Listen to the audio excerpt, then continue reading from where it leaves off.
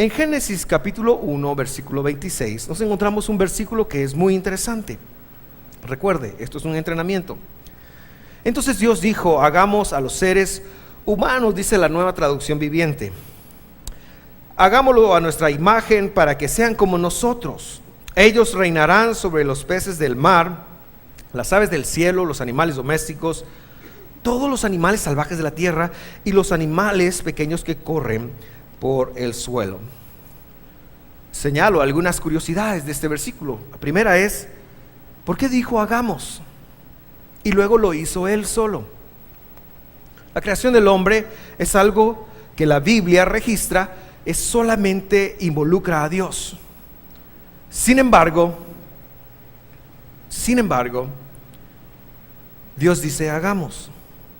La respuesta es que Dios es tan humilde y tan grande que a su corte celestial de ángeles los convoca para que después no se van a poner celosos de nosotros, y los incluye para que sepa que Él va a hacer lo mejor de lo mejor.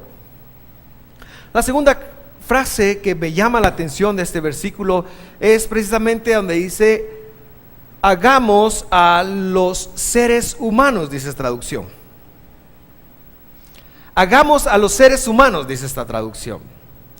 Algunas otras traducciones dicen hagamos al hombre, pero el original bíblico dice hagamos un hombre, y es muy definido: hagamos un hombre, es decir, una creación, una persona, un Adán, pues realmente lo que dice, porque de este hombre vendrían todos los demás.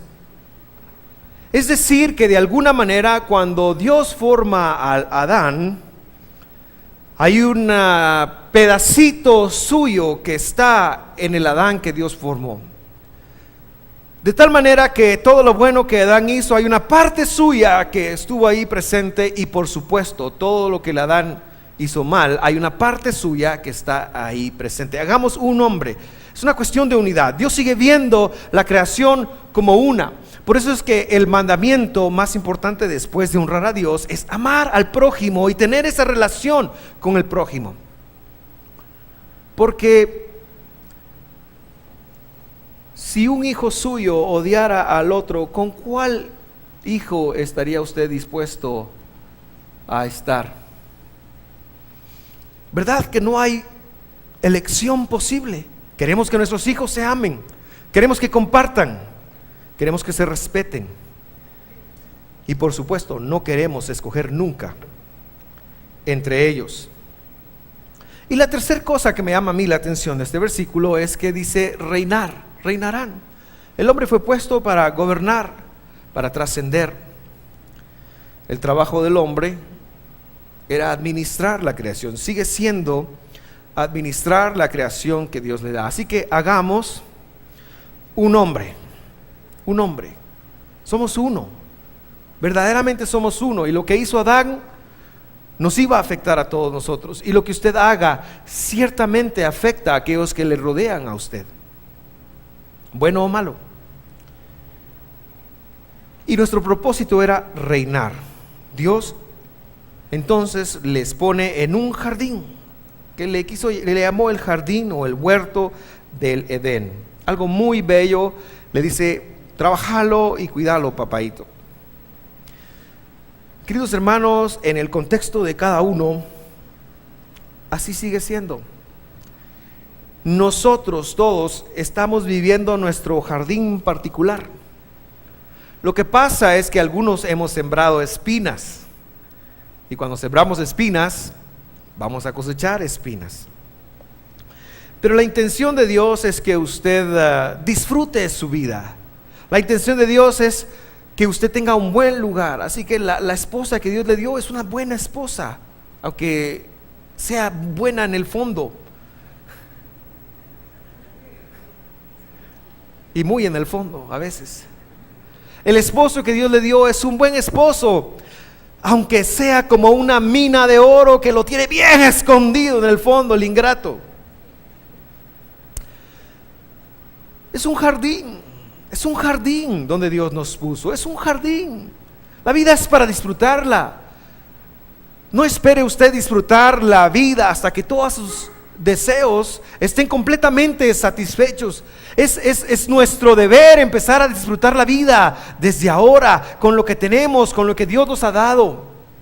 Si usted empieza a disfrutar la vida con un par de zapatos, prontamente vendrá el otro par de zapatos. Si usted empieza a disfrutar la vida andando en Mercedes-Benz y con chofer, es decir, en bus, en camioneta,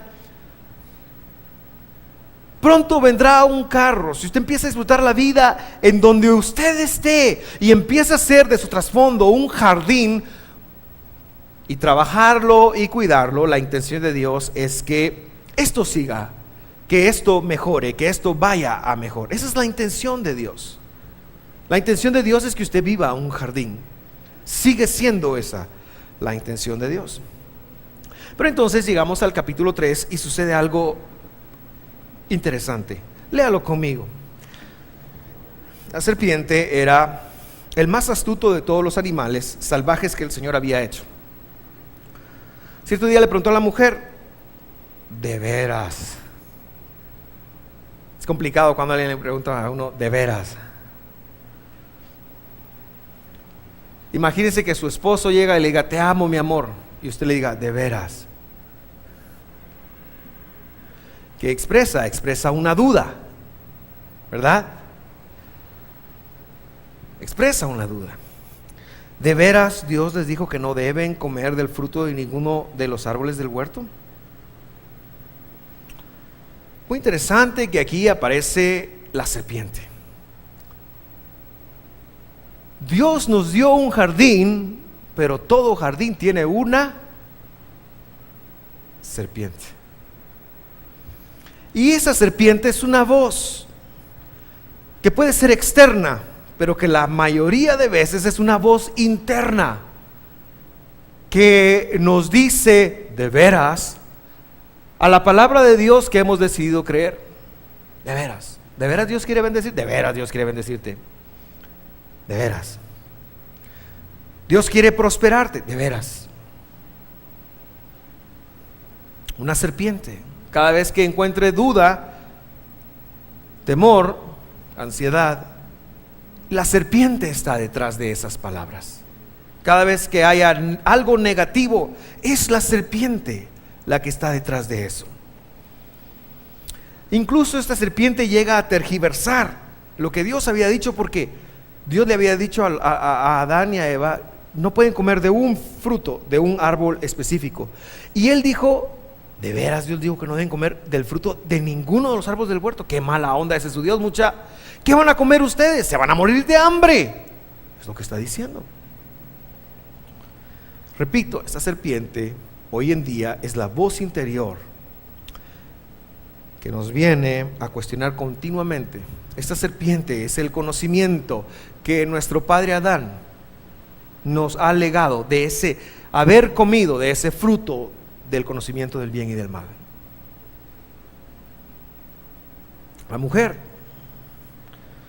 responde: claro que podemos comer del fruto de los huertos. Es solo del fruto del árbol que está en medio del huerto del que no se permite comer. Dios dijo: no deben comerlo. Y luego dice: ni siquiera tocarlo. Ni siquiera tocarlo. Pero ojo, Dios no había dicho que no lo podían tocar. Dios les había dicho que no lo podían comer. Por lo tanto, no hay que negociar con la serpiente. No hay que negociar con el temor, con la duda. No hay que negociar, no hay que sentarnos a meditar ni a tratar de convencer la serpiente. Hay gente que quiere convertir al diablo, no se puede. No hay que sentarnos a escuchar la voz de la negatividad que viene a cuestionar la palabra de Dios, y menos si encima le vamos a añadir nuestra propia teología, algo que Dios no había dicho. Ella agregó: así que se lo sirvió en bandeja de plata, y la serpiente le contestó: no morirán. No morirán. Son cuentos. Dios está mintiendo. ¿Cuántas veces no hemos escuchado esa palabra en nuestra mente? Dios está mintiendo. No vas a ser sano, no vas a ser bendecido. Si cumples el mandamiento, no vas a ser bendecido. Si ofrendas, no vas a ser bendecido. Si crees en tu salud, si haces esto, no vas a ser bendecido. No, es mentira. Esa es la voz de la serpiente. No morirán. Es a cuestionar todo lo que Dios nos ha prometido o nos ha dicho por medio de su palabra. Dios sabe que en cuanto coman del fruto, se les abrirán los ojos y serán como Dios, y con el conocimiento del bien y del mal. Usted conoce el resultado. La mujer come y luego da al esposo. Y tararará, nació el ego de las personas, nació el pecado, nació la muerte, nació todo lo posiblemente negativo. El capítulo 2, versículo 16, leemos esto.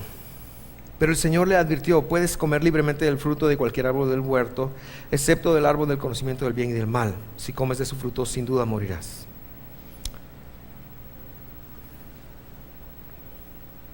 Y le decía, nació la muerte. La muerte es un problema muy serio. La muerte es nuestro principal enemigo. Es un enemigo que todavía no hemos vencido, porque llegará el día, estoy hablando físicamente, por supuesto, de que tendremos que enfrentarnos a estar en un ataúd.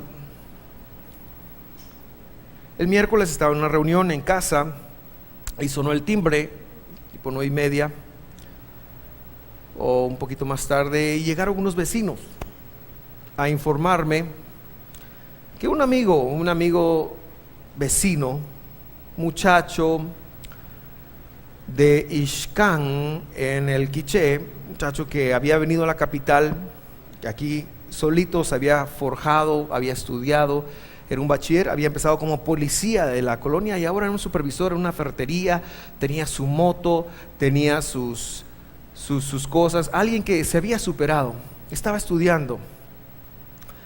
Este muchacho había fallecido en un accidente de tránsito. Era amigo de nosotros, compañero de fútbol. Chuco, el ingrato, la espinía cada vez.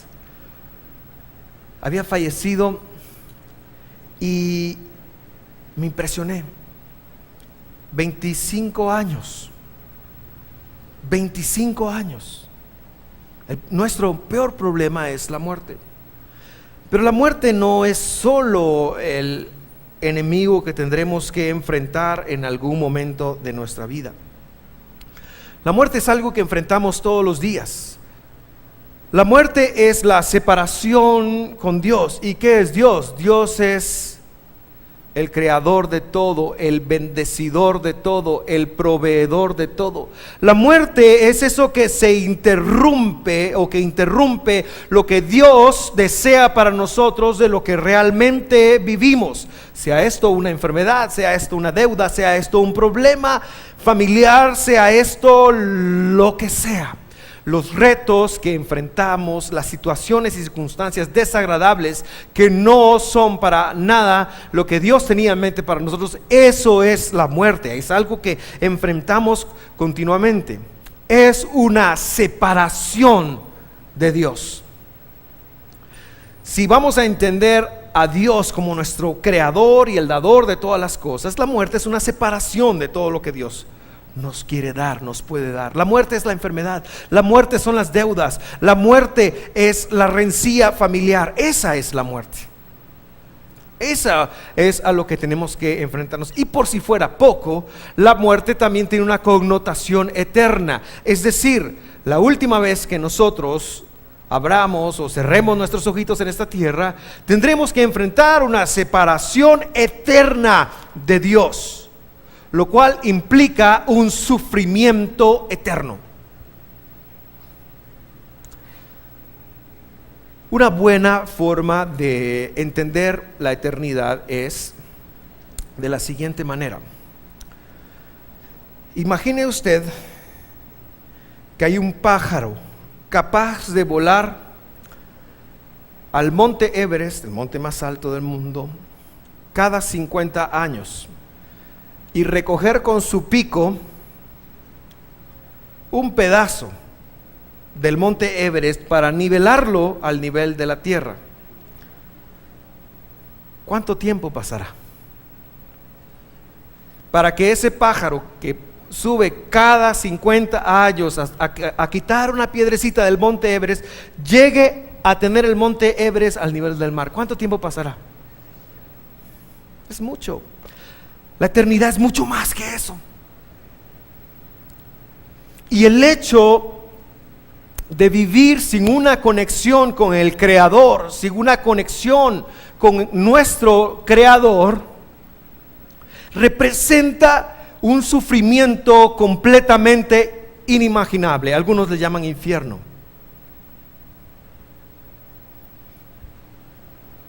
Esa es la muerte eterna. La muerte es nuestro mayor problema. La enfrentamos todos los días y tenemos la probabilidad, o Adán tenía la probabilidad de enfrentarla el día que él muriera eternamente.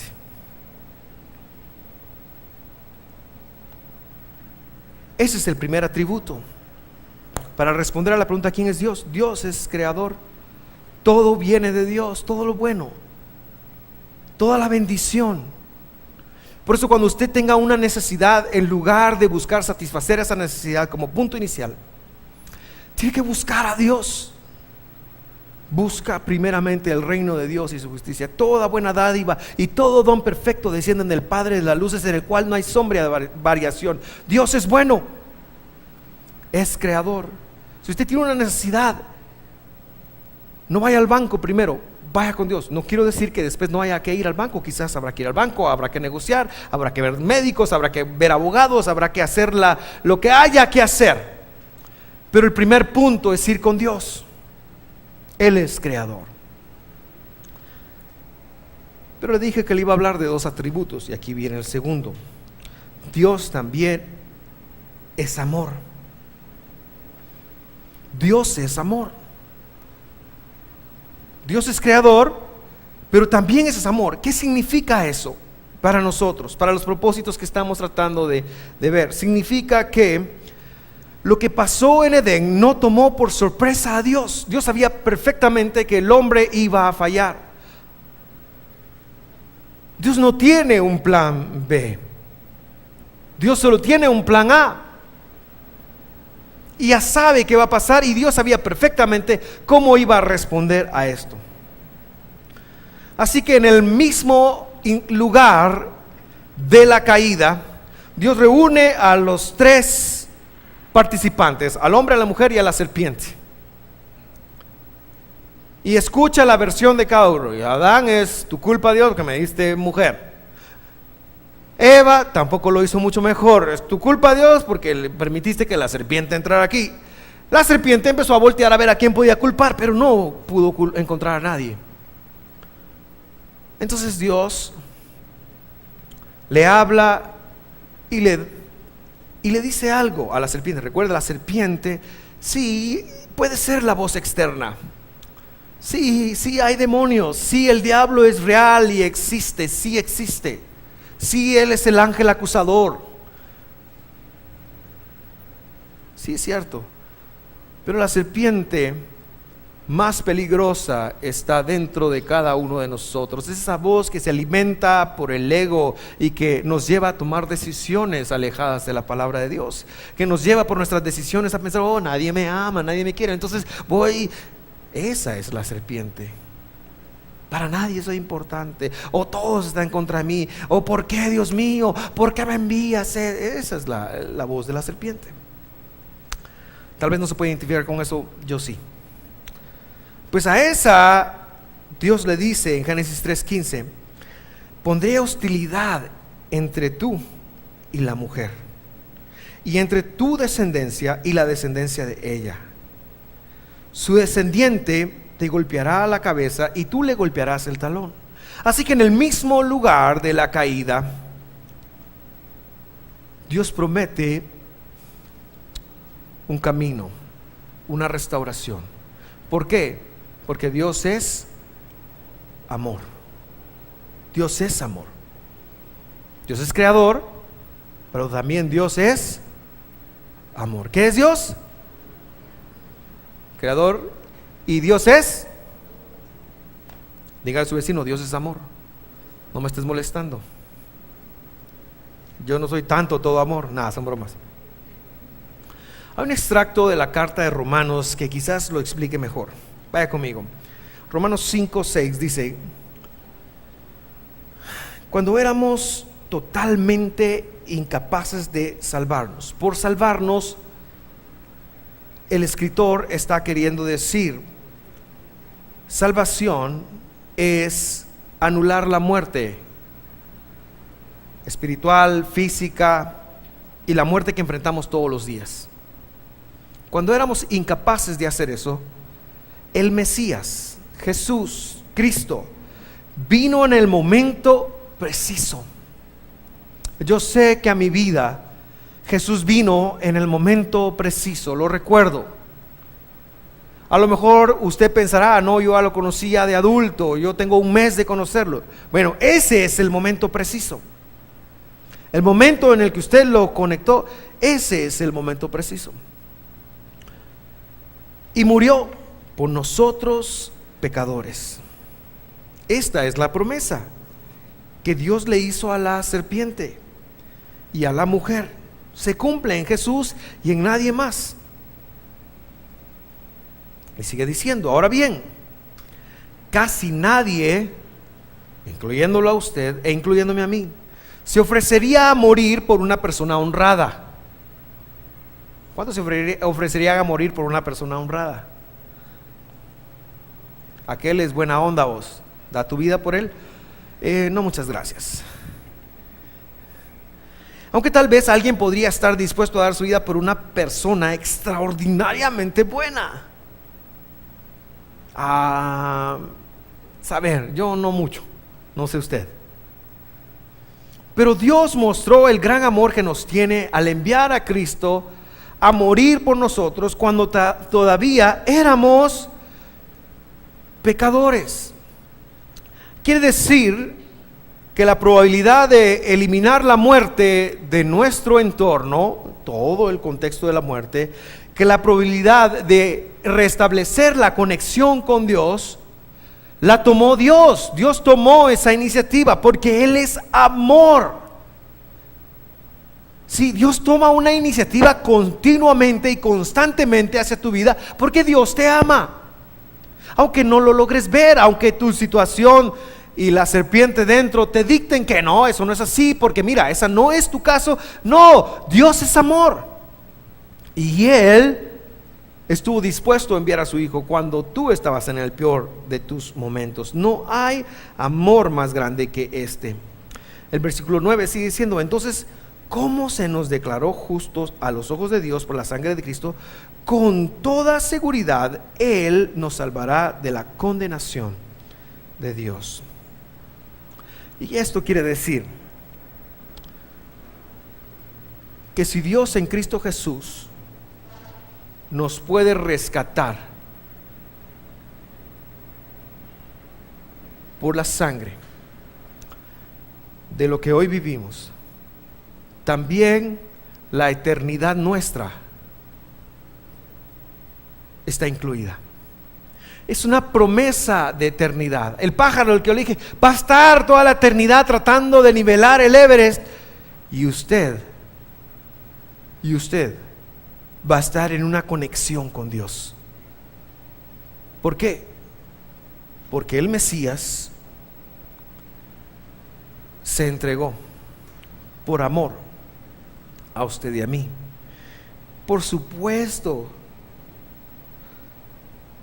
que esto no se nos imputa automáticamente, pero mejor sigamos leyendo. Pues como nuestra amistad con Dios quedó restablecida por la muerte de su Hijo, la conexión, cuando todavía éramos enemigos, con toda seguridad seremos salvos por la vida de su Hijo.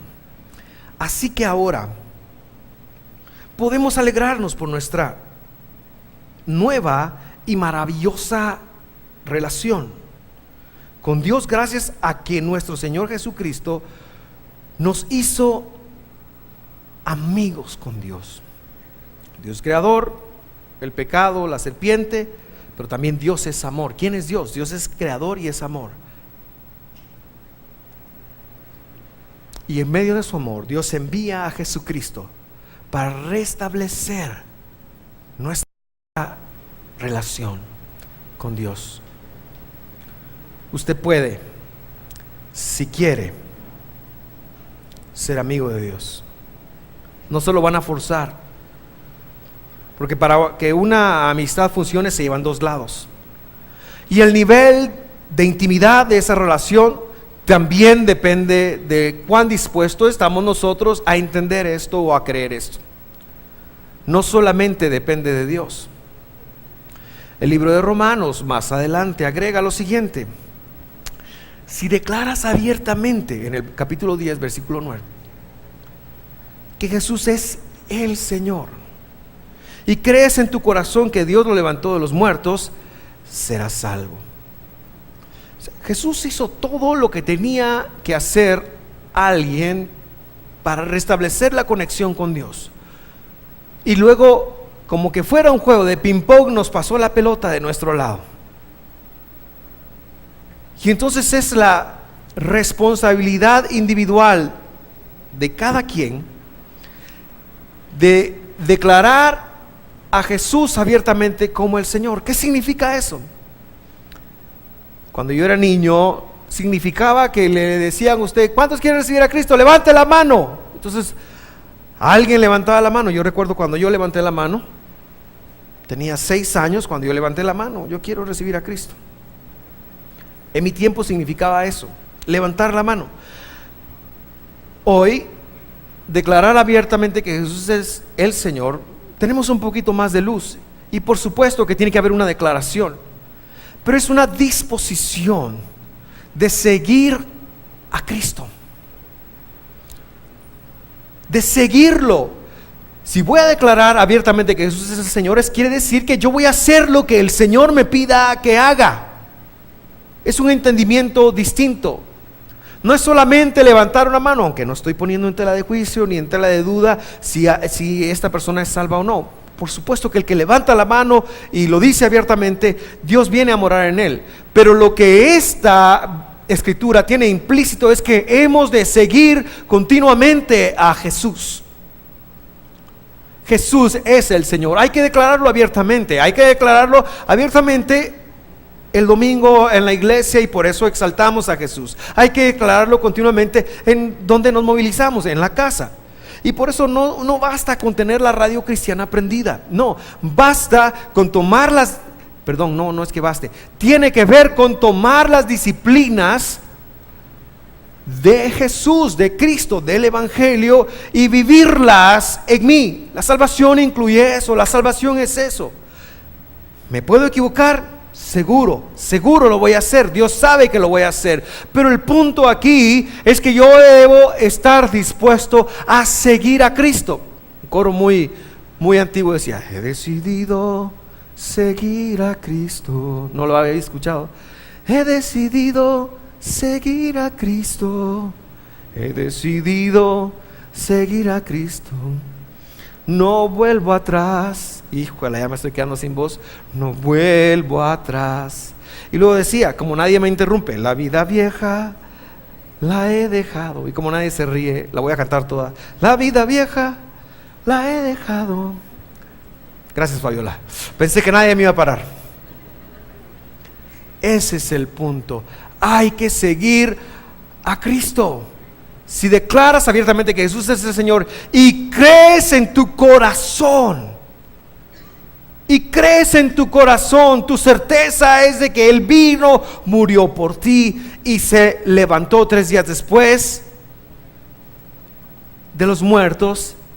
Si crees eso, si haces eso, serás salvo. Eso es la fe, eso es nuestro papel, y eso nos toca hacerlo todos los días.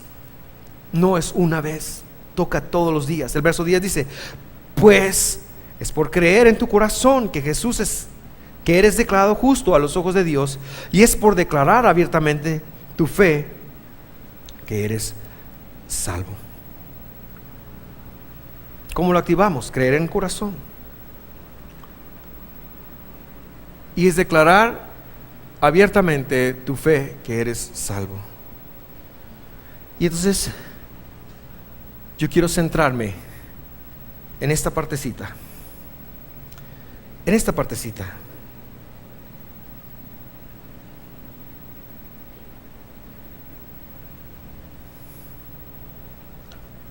¿Qué tanto estás declarando abiertamente tu fe?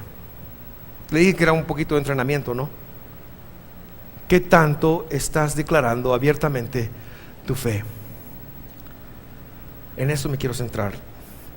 Estoy convencido de que cuando somos salvos y restablecemos la conexión divina, deberíamos de irnos al cielo. Estoy convencido de que si la intención única de Dios de enviar a su Hijo Jesucristo para morir por nosotros fuera la salvación de nuestras almas, cuando nosotros le recibiéramos, tendríamos que irnos de esta tierra, tendríamos que tener una especie de transfiguración y irnos con Él. Porque Él vino a restaurar nuestra relación. Pero no sucede acá, no sucede así, perdón. ¿Y por qué? Es la pregunta. Y la respuesta es porque todavía tenemos trabajo que hacer. Nuestras almas necesitan hacer algo aquí en la tierra. Y le empiezo a dar una pista. Tiene que ver con lo que acabo de subrayar ahí. Hay dos cosas. En mi forma de entenderlo, hay dos propósitos principales por los cuales nosotros nos quedamos aquí en la tierra cuando reconocemos a Jesús y estamos dispuestos a seguirlo. El primero, casi todos los domingos le hablo de eso, es cómo hacer tesoros en los cielos. Nos quedamos aquí en la tierra para llenar nuestra eternidad de tesoros, y allí incluye tener hijos, trabajar, cuidarlos, buscar a Dios, todo lo que hacemos y de la forma como lo hacemos. Un propósito: tesoros en los cielos. Perdonar a los ingratos que nos dañan, crecer en el matrimonio. Hay personas que cuando se casan piensan que me casé porque vamos a amarnos eternamente. Amor de mi vida. Pero la Biblia enseña que la razón del matrimonio es para el crecimiento espiritual. Usted se casó para crecer, por lo menos desde la intención de Dios. Por eso los macanazos que uno se llama en el matrimonio son para crecer.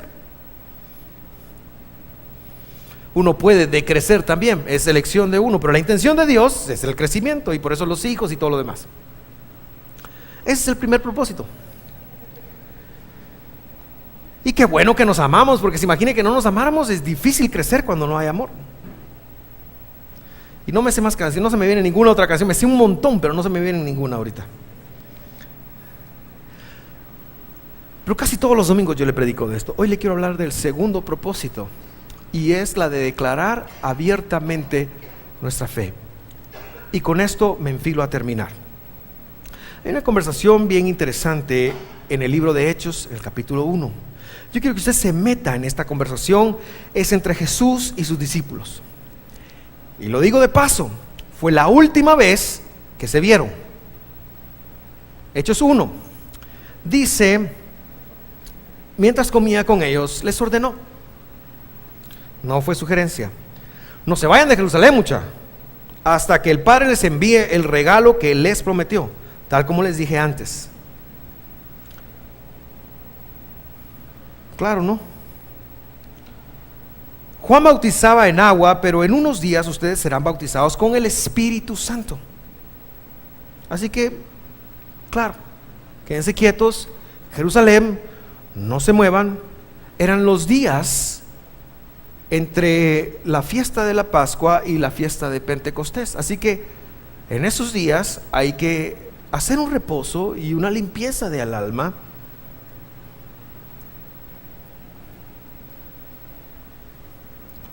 Y ellos estaban en ese proceso. Hagan ese proceso y en el 50 ya va a venir el Espíritu Santo. Quédense quietos, no se dispersen. Algunos habían tomado de irse a pescar, algunos otros habían tomado de irse a caminar, pero Jesús les dijo: no, la unidad, muchachos, quédense juntos, algo va a pasar. Versículo 6. Entonces le preguntaron con insistencia: Señor, ¿ha llegado el tiempo que liberes a Israel y restaures nuestro reino? ¿Qué pasó? Jesús les está hablando de un regalo de Dios para ellos, y ellos interpretaron una situación política y dijeron: wow, ahora sí se va a levantar el Mesías y vamos a gobernar, vamos a ser libres de Roma. Se perdieron, están hablando de cosas distintas. Entonces Jesús, para ubicarlos, les responde lo siguiente: solo el Padre tiene la autoridad para fijar esas fechas y tiempos, y a ustedes no les corresponde saberlo. En buen chapín, Ketty, ¿verdad? Usted nunca dijo Ketty. ¿Algún amigo, el Ketty? ¿Cómo se ponía de brava la gente, verdad? Pues el inventor de eso fue Jesús. Keles.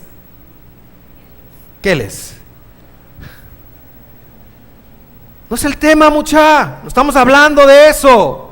No fue eso lo que les quise decir con el regalo del Padre. Es algo más, es algo distinto. Entonces ahí se captó su atención y les dice estas palabras: cuando el Espíritu Santo venga sobre ustedes, ese regalo del que les estaba hablando, van a recibir poder y van a ser mis testigos, para declarar abiertamente su fe. Y le hablarán a la gente acerca de mí en todas partes. Primero en Jerusalén, por Judea, por Samaria y hasta lo último de la tierra. El segundo propósito que nosotros como creyentes de Cristo Jesús tenemos, y esto es lo que yo quiero dejar en su corazón más que nada, es de poder ser testigos. Usted está aquí hoy, esta mañana, porque alguien fue testigo de alguien que fue testigo de alguien que se lo dijo, y así ha pasado por 2000 años, de alguien que vio a Jesús hacer milagros. Alguien que vio a Jesús escupirle en los ojos o en la lengua a alguien que estaba mudo y que habló. No le entiendo. De alguien que vio como un día estaba en una casa y de repente un ruido ahí, se abre el techo y baja un hombre en una canasta, y Jesús se le acerca y le perdona sus pecados y lo sana. Alguien lo vio, fueron testigos oculares y se lo contaron a alguien más, que se lo contó a alguien más, y a alguien más que se lo contó a usted. Si el evangelio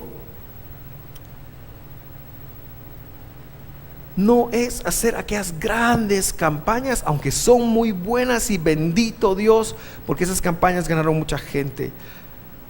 Pero la intención de Jesús era que nosotros simple y sencillamente pudiéramos describir con nuestras propias palabras lo que Dios ha hecho con nosotros, y que eso se lo pudiéramos compartir a alguien más. Ese es el punto. Que, hermano, compartir abiertamente tu fe es contarle a otros de qué has sido testigo tú en tu vida. ¿Qué es lo que Jesús ha hecho por ti? Así que yo te invito realmente a reflexionar en lo que Jesús ha hecho por ti, en lo que Dios ha hecho por ti. Porque no te están pidiendo que seas el más grande de los teólogos, no te están pidiendo que eso es muy bueno, a mí me gusta la teología. No te están pidiendo que te vayas a la universidad y te prepares en eso, pero eso es muy bueno hacerlo. Lo que te está pidiendo, lo que Jesús nos pedía, es que estemos dispuestos a ser testigos de lo que Dios ha hecho en nuestras vidas con aquellos que nos rodean. Bendigo a los que están dispuestos a irse al África. Un día me pregunté si yo quería ser misionero. Me pregunté a mí mismo, ¿será que yo quiero ser misionero? Yo amo al Señor con todo mi corazón. ¿Será que mi amado es misionero? Sí, pero me gustaría ser misionero cerca de Kissimmee, Florida, para testificarle a Mickey Mouse. Me gustaría ser misionero, bueno, en Europa no mucho, porque ahí está complicada la cosa, pensé. Me gustaría ser misionero en Nueva York y darle testimonio a Frank Sinatra. En ese entonces todavía estaba vivo. Admiro a las personas que están dispuestas a dejar su vida e irse a abrir brecha en un campo. Me impactan. Pero lo que te quiero decir y con lo que quiero cerrar es lo siguiente. Jesús tiene la expectativa que tú compartas abiertamente tu fe como un testigo ocular de lo que Dios ha hecho contigo. Si no ha hecho algo Dios contigo, más vale que abras los ojos para ver que sí.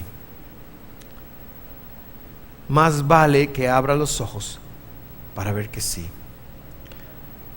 ¿Por qué? Y con esto salvo mi responsabilidad con ustedes, mis queridos hermanos.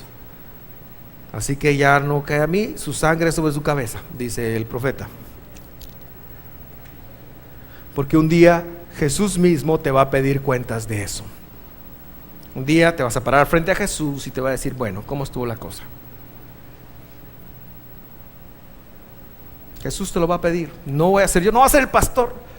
Por eso es que yo no contrato policías para amenazarte de que compartas tu fe.